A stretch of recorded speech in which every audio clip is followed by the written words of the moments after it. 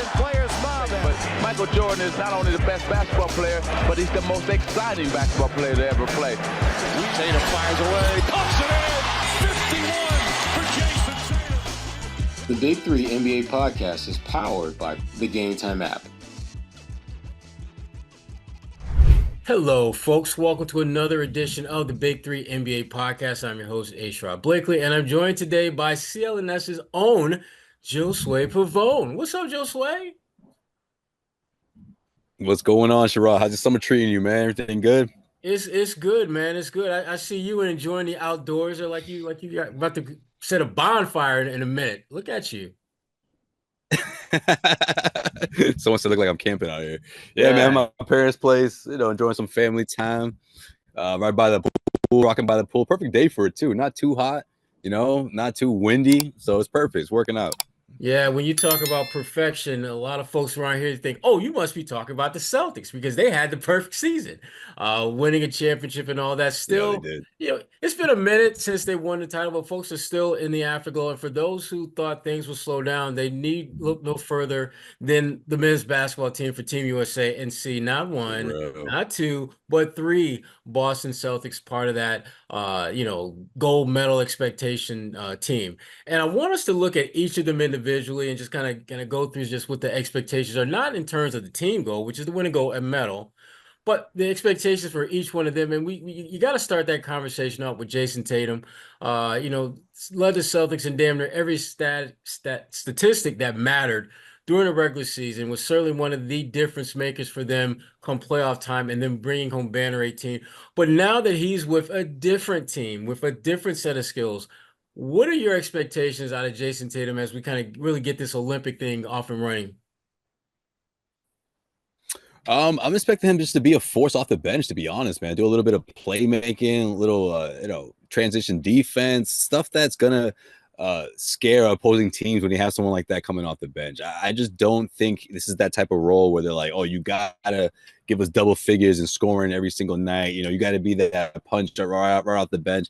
I think he'll make his presence felt in other ways than just scoring. For the reason that you just mentioned, I mean, he led this team in a lot of statistical and other statistical categories, especially throughout the playoffs. And I felt like everyone just kept talking about, oh, but why is he shooting so badly from behind the three-point arc? Or what about averaging 30 plus like other stars have been doing throughout the course of the playoffs? He didn't have to do that because there was so much talent on that roster, on that Celtics championship team, that he picked the spots in terms of being aggressive and taking over the offense. And I think in similar ways, that's what his role is going to be with Team USA. Obviously, he's not, he's probably going to come off the bench, so it's not like one of the top guys like he is here in Boston, but I do think that he'll make his presence felt in doing those things, whether it's rebounding, setting guys up. And I do think he has at least one of those games where it all comes together offensively and he just sees the path for him to score big buckets. There's a lot of offensive weapons on this team.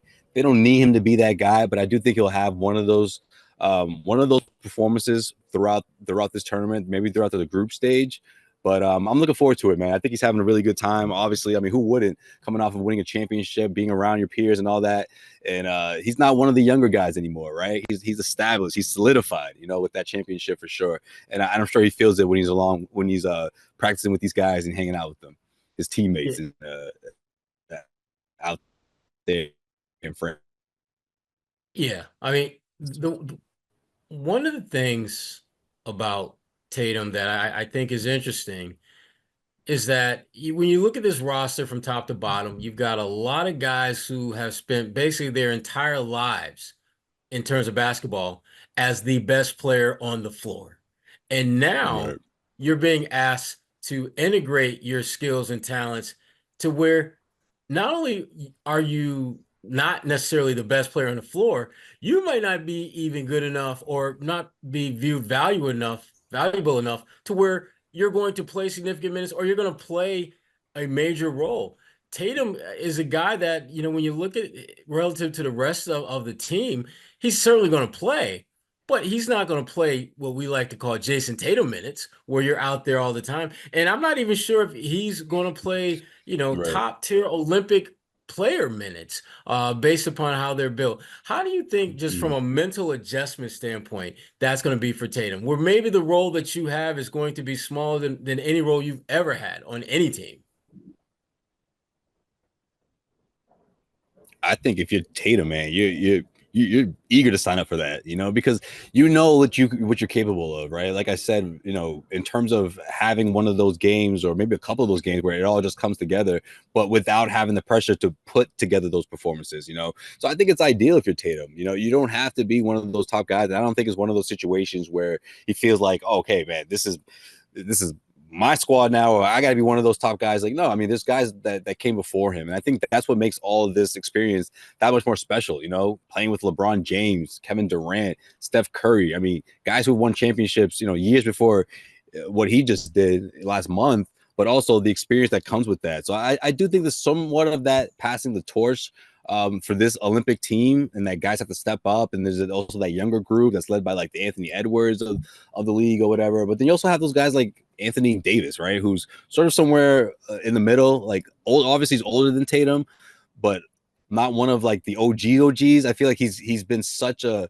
thorn in opposing teams, throughout this tournament. And I don't think that changes, So I think other guys like that, Bam Adebayo, also coming off the bench as well. I just think that he has so many different weapons. He's okay with that. And again, this could be, LeBron or Steph or whatever.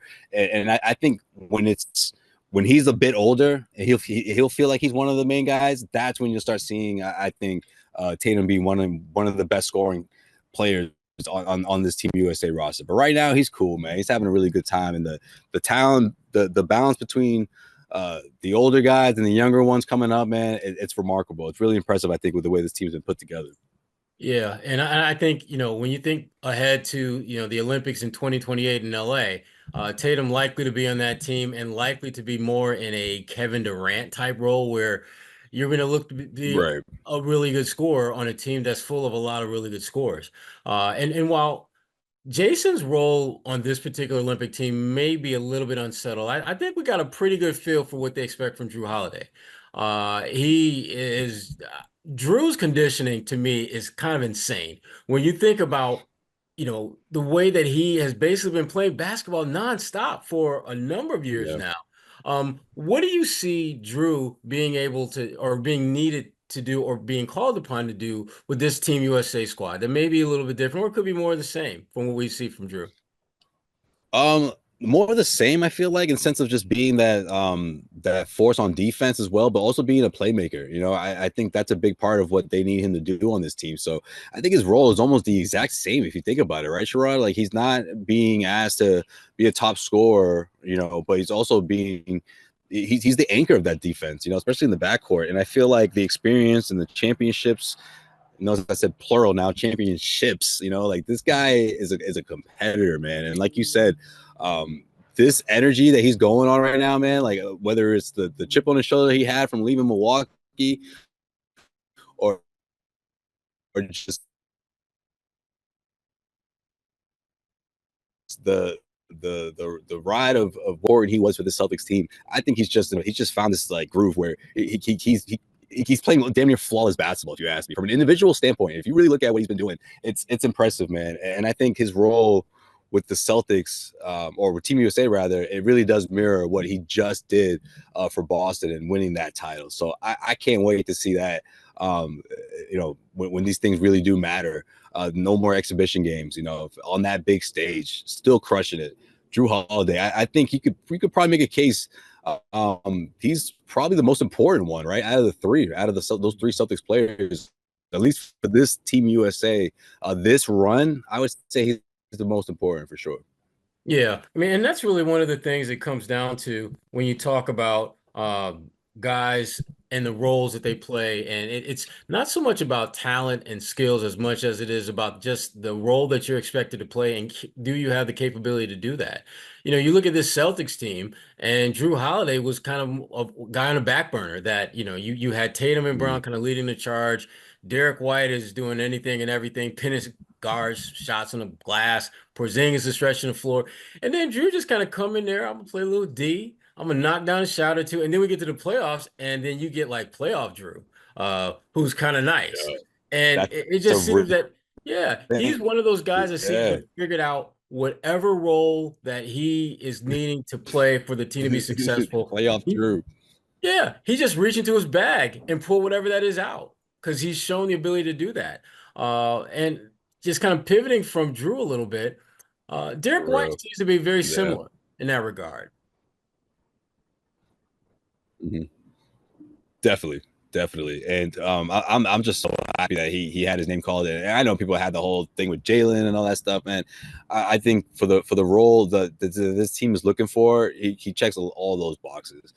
People can make the case of, oh well, Jalen would have been upset with that type of role or not. I mean, I don't even have that conversation, to be honest with you, because I just feel like when it comes to a team like this, Team USA, when it's like a last minute type of call like that, you want to get someone who not only will do that role for you, but like doesn't mind if he doesn't play at all.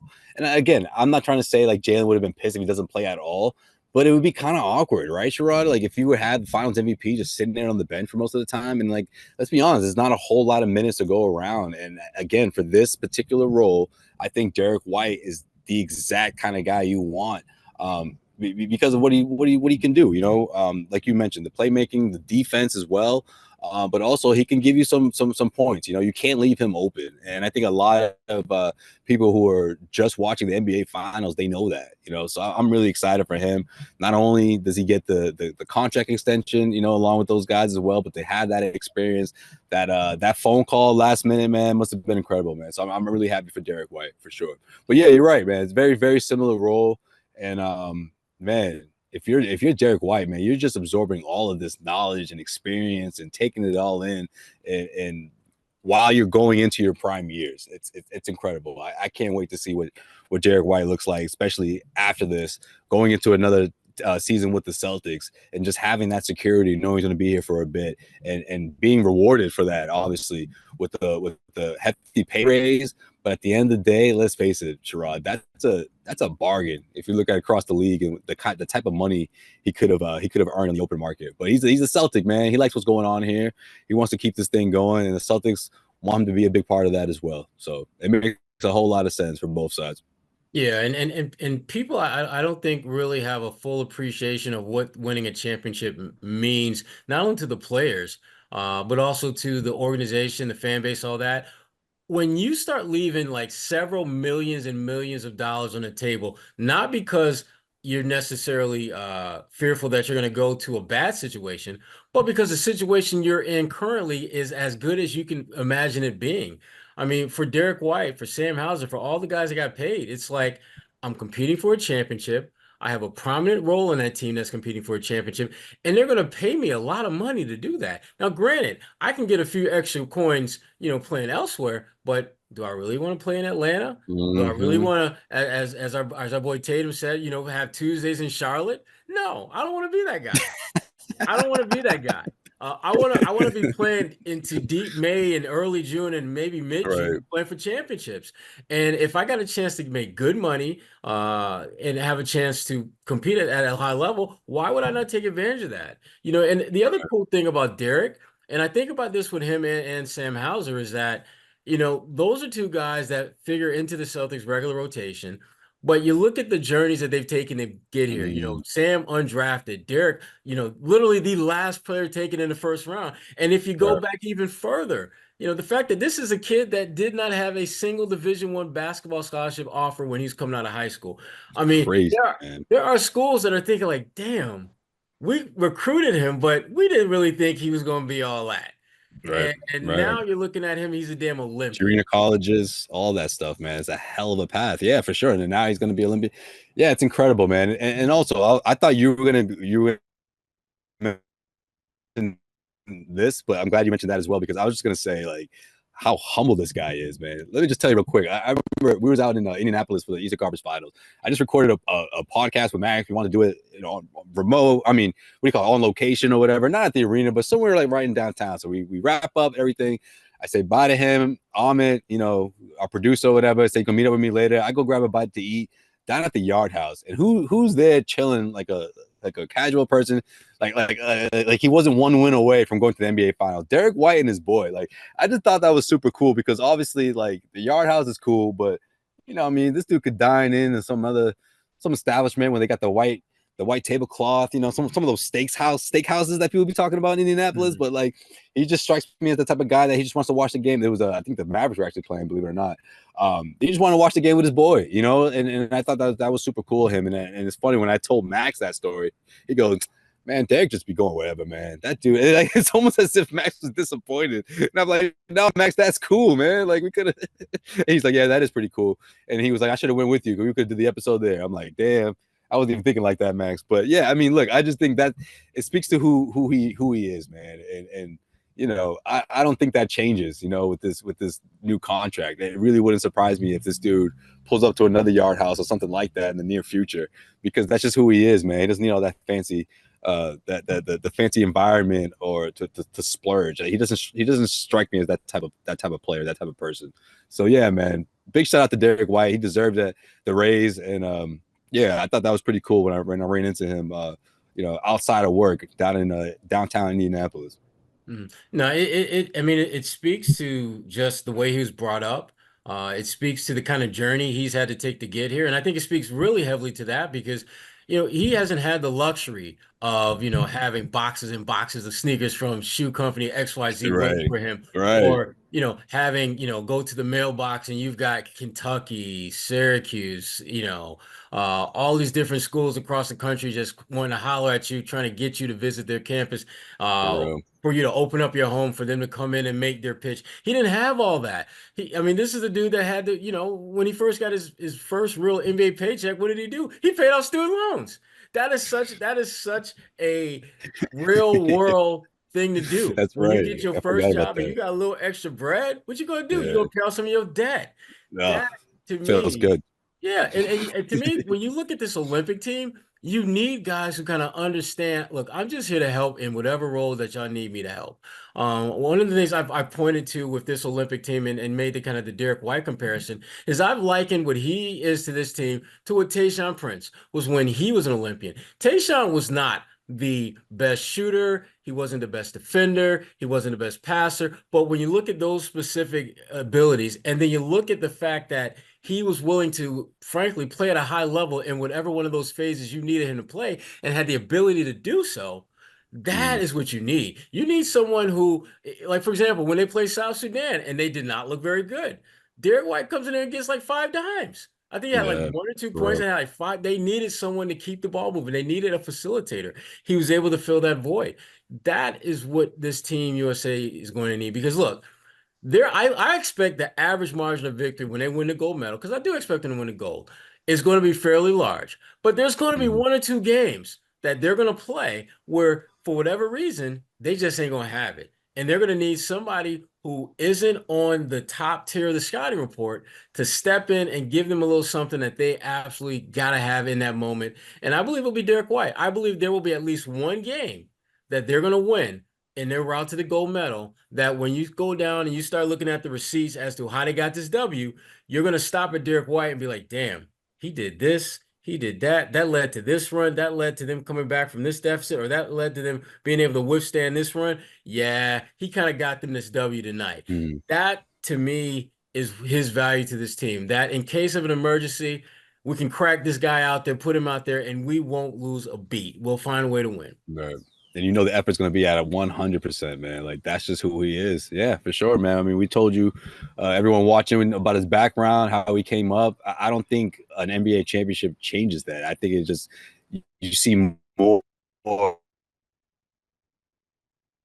of what we've been seeing all along. And like I said, man, guys in store, you know, just in the next 2-3 years. But I'm with you, man. I think one of those games for sure will be like one of those signature Derrick White type of performances. Late second half, definitely. I can see that.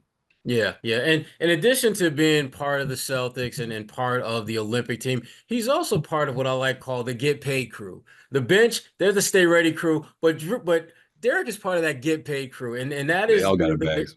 the guys that the Celtics are running it back with, who got major paydays this offseason. And then, you look at the Olympians specifically, Drew Holiday, he got the extension early on before it. We're all wondering, like, why are they doing that? But then in hindsight, you're like, oh, I get it. I get why you're doing it. And Everyone's coming back. That's right. yeah, yeah, and Tatum and Derrick White, they got their new deals all within days of each other. Tatum is now will be the highest paid player in NBA history with his deal, and Derrick White is certainly getting a nice chunk of change for his efforts and contributions to the program. It's summertime, and there's no better way to spend it than at the ballpark. Popcorn, soda, hot dogs. I'm starting to get hungry just thinking about it. Those games create lasting memories, and getting to those games is a lot easier with Gametime, which is an authorized ticket marketplace of Major League Baseball, which makes getting tickets faster and easier. Prices on the Gametime app actually go down the closer it gets to the first pitch, with killer last-minute deals, all-in prices, views from your seat, and their lowest price guarantee. Gametime takes the guesswork out of buying MLB tickets. Now, being a Yankees fan that I am, living here in Boston, I know it gets complicated and very uncomfortable from time to time, but keeping an eye on the AL East is a really big deal for me, as you can imagine. I know I can go to the Gametime app and jump on the best deals quickly. The color coding options at the ballpark make it super easy to see what are the best deals for the best seats from all the seats in that particular venue. And you can customize your search options based on your favorite team or your favorite team to watch. The Gametime app makes it super easy to get into the game, and you can't beat Gametime's lowest price guaranteed. And when you're ready to lock up your tickets, Gametime has all-in pricing, so there's no surprise fees at checkout. Hate when that happens. Take the guesswork out of buying Major League Baseball tickets with Gametime. Download the Gametime app, create an account, and use code CLNS for $20 off your first purchase. Terms apply. Again, create an account and redeem code CLNS for $20 off. Download Gametime today. Last minute tickets, lowest prices, guaranteed. But you touched on Derrick White and not thinking that the money will impact him, but the money I think does have an impact on one other aspect of all this, and we haven't talked about it on this particular episode, but I'm going to bring it up now. Is Whit Grossbeck's decision to sell majority shares of the Celtics.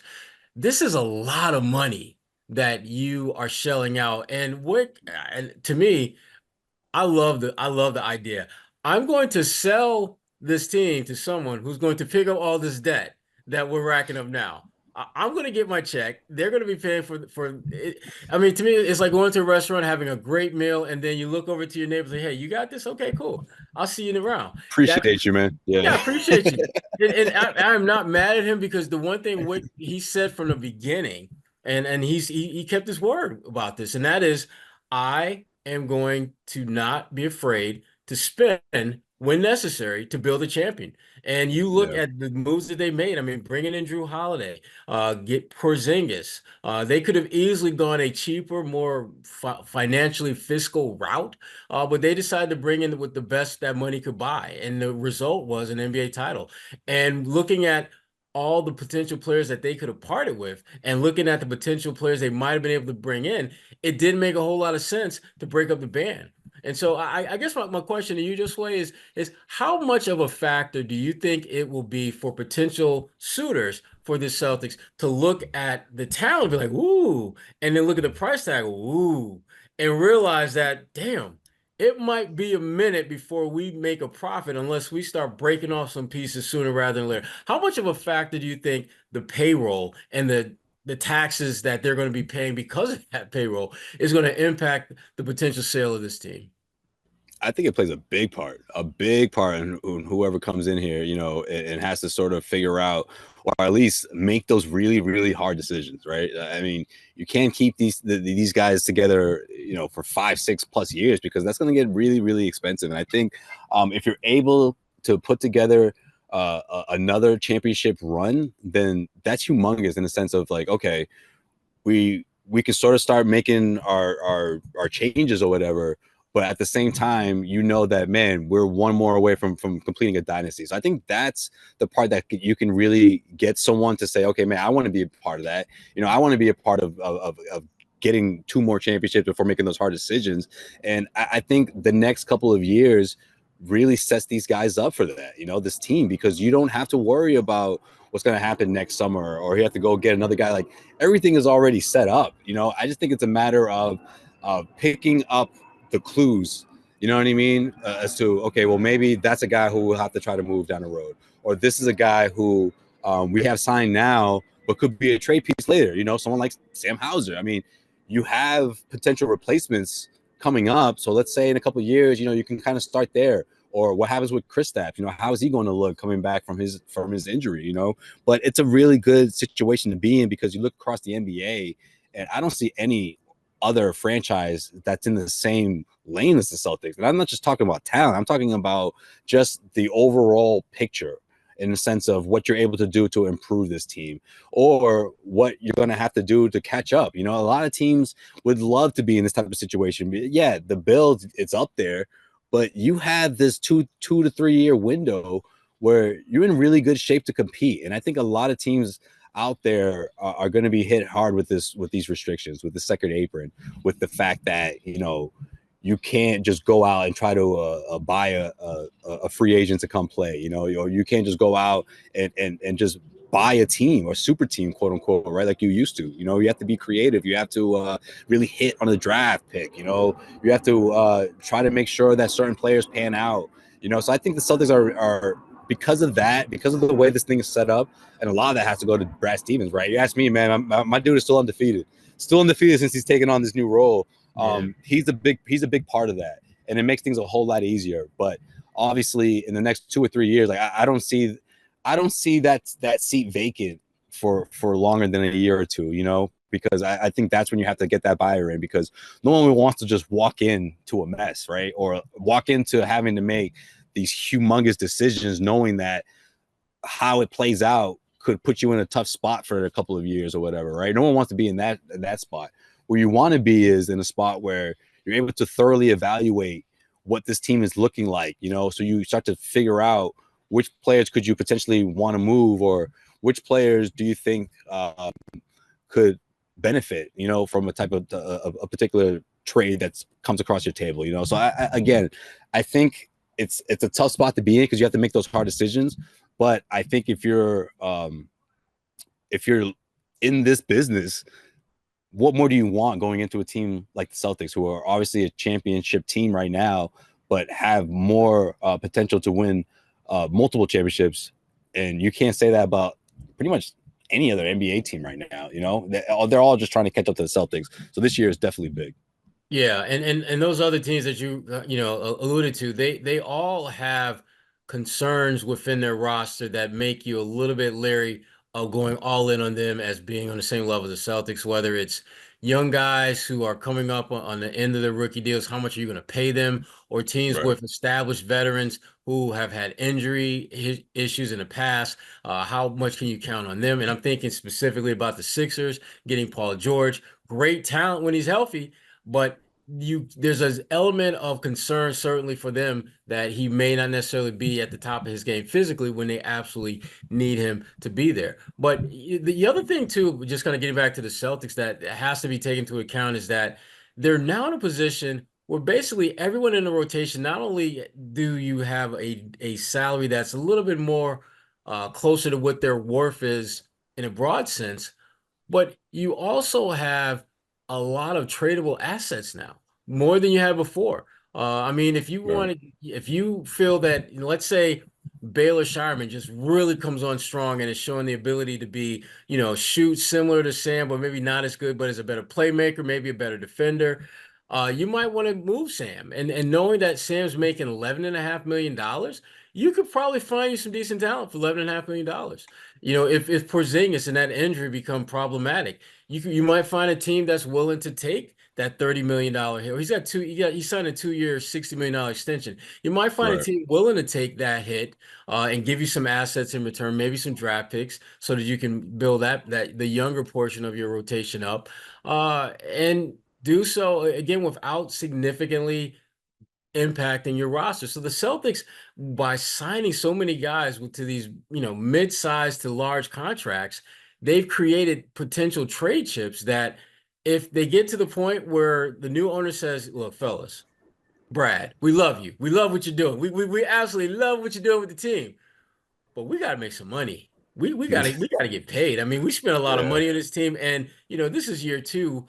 We need to start looking at ways to make some money. So we need to start. You need to start swinging some deals. Get us, some assets. Get our payroll down so that we're not as deep into this luxury tax in the second apron as we're right now. Because right. right now, the way it looks, 25-26 season, the Celtics between the salaries on the books and between the expected taxes and the second apron and all that, they might be looking at a bill of almost $500 million, which is insane. But That's crazy. when you talk about this is the best team in the league, and if let's say they have another title between now and their next ownership group, then it's like, well, you're literally getting what you paid for. I mean, you paid for all this talent so that you win a championship, and you got that. So you really can't bitch and moan about I don't know if we got our money's worth. If you win a championship, you damn sure got your money's worth because that's the whole Right. point of paying all that money. But Mhm. I just find it interesting how the Celtics are in an incredibly great position in terms of roster strength, but also roster flexibility if they get to a point where they need to start unloading some pieces in order to better align with whatever ownership is going to do, or if maybe there's a player or two that's in that rotation now that shows signs of just not being able to impact the game at a high level. Brad Mhm. has, I think, enough pieces in place to where he can carve off a pretty significant piece, not named Jaylen Brown or not named Jason Tatum, and still be able to function as one of the better teams in the NBA.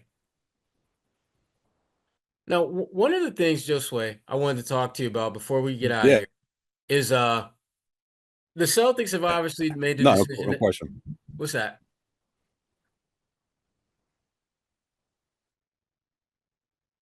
No, the last thing I wanted to talk to you about, Josue, was just how the Celtics stack up in the East.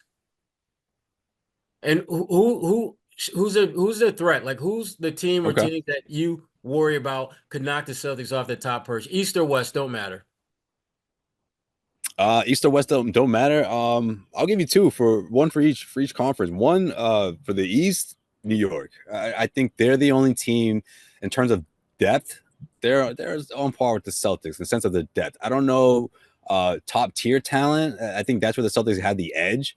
But in terms of depth, and I think that's going to be key going up against the Celtics, especially when you're adding defensive wings, defensive backcourt, guys that could really slow you up. So I'm gonna give it to the New York Knicks. I'm not giving it to Philly quite yet.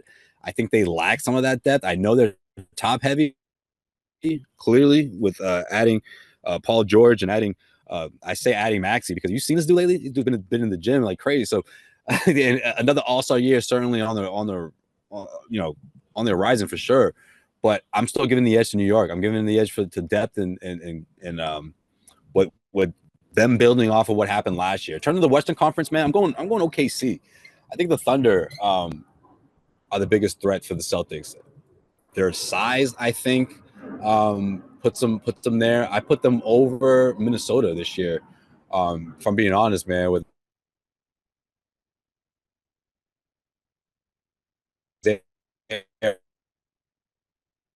Hernstein now in the picture. They traded for Caruso for an opportunity, more playing time. Well, you bring in someone like Caruso who's just going to do his job. You're not going to worry about that type of stuff or being concerned about how many points he scores. He defends. He can score. Shoot. You can shoot from outside. I think those two additions put them over the top. If you ask me, man. What about you though? Who do you think? Well, I mean, certainly New York is the team in the East. I mean, I think the thing I like about New York is that they match up their top tier personnel very well with the Celtics. They have a lot of defensive versatility, and they have a coach and who we're very familiar with here in Boston, in Thibodeau, Yeah. who is very much about defense. And I think he's evolved a little bit to be a little bit more open to the need to have a better offense. But at his absolute core is hard, physical, tough, gritty, versatile defenders. And he seems to have a team that I think is much more in the image that he would want his team to be than we've seen in past years. So they're absolutely going to be a threat. Out west, I'm going to go with Minnesota. As you know, I'm a big fan of Anthony Edwards. And And man, I'm a big fan of just the way that they defend. They defend at a really high level. The one concern I have with them is Rudy Gobert. And I have been as high as I am on Ant-Man, I'm comparably low on Rudy Gobert. I Is it think because of what Luca did to him? Was that it? That put well, you? not just that. Look, that was just the latest chapter in the narrative of Rudy not being that guy. Yeah, I I watched that live. I couldn't believe that, man. That was a hell of a play. but it was so predictable, and it's one of the Yeah, reasons why I like Minnesota, but Rudy makes me a little bit. I'm torn between them and OKC. I think Minnesota has a little bit more maturity about them, and because they had some things that didn't go quite their way last season in terms of health and things like that, and yet still they had a great season. I think that if they're able to have a relatively drama-free season and stay relatively healthy, I think they will be the last team standing. When you look at OKC, they a lot of things broke well for OKC last year. I'm not sure that's going to happen again. And if they don't happen, how is that? How are they going to respond to that? How will they react to that? I'm going to go with Minnesota though, because like I said, I think that they're just a little bit closer to being able to withstand and persevere through some of the setbacks that teams are going to go through. But I say that with an asterisk. Rudy makes me nervous because Rudy is a guy that can obviously defend at a high level, but I will be hard pressed to ever vote for him Defensive Player of the Year simply because there are clear and undeniable matchups where he's atrocious defensively. yo, for And real. last time I Should have went to checked, Bam. Should have went yeah, to Bam. yeah. To me, if you're going to be Defensive Player of the Year, the one thing that you have to have above anything and everything else is versatility, because a Yeah, great defender is going to be able to defend or at least contest a multitude of players, no, regardless that's of a great size. point. And Yeah, you look at that's the why numbers. Marcus won it. Remember the year Marcus won it? Sorry to cut you off. I want to say this before I forget it. Like that's why he won it, because he could guard Embiid and he could guard defensive Stockton, and it didn't matter. It could have been position 1 through 5. So yeah, that's a great point, man. Yeah, and I look at him having won the award again and how he's now thrust into the category with the likes of Ben Wallace, who I covered and know well, and Dikembe Mutombo. And it just makes me cringe to think about him being in the same class as them, because they, as much as people want to like say, well, Dikembe was really slow, you didn't see guys switching out trying to go at Dikembe. And Yeah, when they did, yeah, Dikembe was long enough and savvy enough to where they just didn't get what they wanted more times than not. And Ben Wallace was the best defender I've ever seen switching 1 through 5. I've never seen a guy who he was could a beast, literally man. put the clamps on you at every single position you had on the floor. He was that big, that strong, that quick, that athletic, and again, that feared when he was guarding you. And the fact that Yeah, Rudy Gobert, in some respects, is in the same category with him as far as Defensive Player of the Year awards, it just makes me a little ill. But I'm not going to let that sickness overcome the reality that I think Minnesota is a pretty damn good team with Anthony Edwards leading the way and Cat embracing the Robin side in him because that's who he yeah, is. that was big. It's Ant-Man and Cat. Ant-Man, you driving, Cat, get over in the passenger seat, buckle up, because Ant-Man is taking you deep into the playoffs in the future for sure. Well, look, Josue, awesome as always. Oh, before Ashley, you know what? Appreciate you, Before bro. I forget, I wanted to ask you really quick before we head out of here What's up? about the whole Jaylen Brown, Jason Tatum, because you can't have an episode about the Celtics and not talk about Jaylen Brown and Jason Tatum in some way. Yeah, of course not. Exactly. Well, our good friend Jason Tatum was talking with folks from Sports Illustrated, and he said something that we kind of all have in some way, shape, or form been talking about for a while. And it was great to hear him talk about it. But in a nutshell, he talked about how he maybe should have been more public in his support of Jaylen Brown in the past. And we don't have to go through the whole laundry list of Kevin Durant, Jimmy Butler, Bradley Beal. There's a laundry list of folks that the Mm. Celtics were rumored to be interested in. Anthony That they Davis was my favorite, but what's yeah, that? I said Anthony Davis was my favorite, but yeah, but Yeah, Rich Paul put an end to all that talk, but yeah, that was the only one I was like, but yeah, Rich squashed that really quick. yeah, But just curious. I mean, Tatum, acknowledging publicly that maybe he should have been more supportive of Jalen, and just let it be known that he wanted him in Boston, he wanted to play with that kind of stuff. What are your thoughts on him talking about that, specifically talking about at this particular moment Mm. in his time as a Celtic? I love it. I love it, Sherrod, because it shows well, one is honest, right? He didn't have to go out there and say that, but two, it also shows his how much he's matured, throughout the years. And looking back on it though, I just feel like it would have been out of character of him to go out and say stuff. I mean, could he have been a little bit more like, hey, it's not as bad as everyone thinks it is. Like we're fine. Like he's an incredible teammate, all that stuff.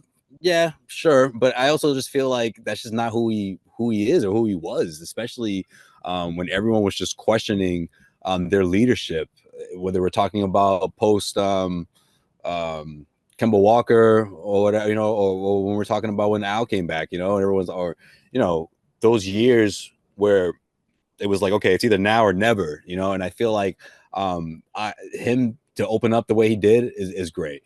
The second part of it, though, talking about just the rumors and all that stuff, the trade stuff, I honestly think we talked about a little bit, what was it, Saturday morning when we did our show. I think it would have looked kind of like he would have been putting out a weird message if he went out and said, hey, I don't want Jaylen Brown traded, or you know what, I spoke to the organization, I want to make sure that they're not putting him on the trading block, because then it looks like he has a lot more power than maybe the Celtics want it to seem like, and you don't ever want to look like you're the quote unquote LeBron James 2.0 of the situation, right? You don't want to make it look like you have all the say in the world as to who comes in here, who doesn't, because then it looks like the Celtics are just catering to him. And I think that's the last thing Tatum ever wants, the last message he ever wants to put out there. And especially for Jalen, like, how would that be received if you're Jaylen Brown? It's like, wait a minute, like, what's your take on this? Like, who cares? Like, wait, do you have a say in this? Like, are you the reason why Al Horford came back? You know what I mean? Like, then it goes on, and every single move from that point forward is going to be ridiculed, or at least under a microscope. People wondering if Tatum had a lot to do with that. So I love that Tatum said all this. Looking back on it, I can see why he felt like it was appropriate. But again, I don't think when I look back on it, I'm going to say like, oh, well, yeah, Tatum, he could have saved things from being easier, I guess, for Jalen. I don't know, because I don't think it changes much, but it would have been nice, I'm sure. But the fact that he said it behind closed doors, or that they had conversations, phone calls and all that stuff, good, because I think as a leader, you're supposed to do that. I think it would have been appropriate, but to go out and do it in public, I don't think that it's as important as other people may think it is, Yeah, for younger Tatum. You got to remember where he was at and where this organization was at the time. Yeah, it was nowhere near where it is now, or even going into the last season, right? I mean, there was just a lot of question marks about those two being leaders, and if the team could actually win a championship with those two. So we're so far removed from that, but I get it, and again, it's worth mentioning, and I'm glad Tatum did that. Yeah, man. To me, it's just part of his growth. Tatum's growth into Yeah, being a leader, being able to consistently be authentically whoever he is meant to be. exactly. And it was good to see that. It was absolutely good to see that.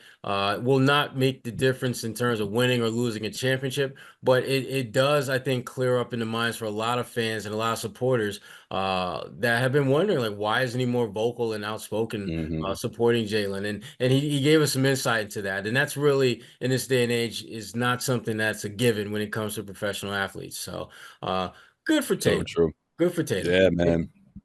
and good for With us this here.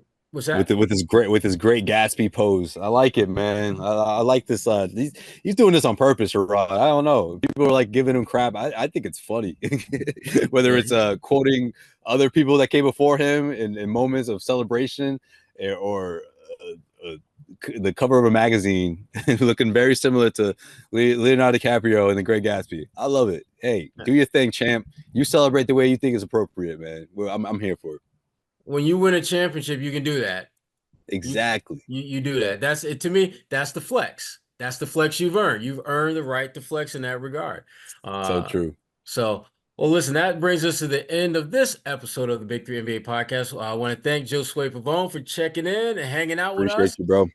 And also wanted to give a quick shout out to Prize Picks, the exclusive daily fantasy partner of CLNS Media Network, and also our good friends at Gametime, which takes the guesswork out of buying last-minute tickets to your favorite sporting events.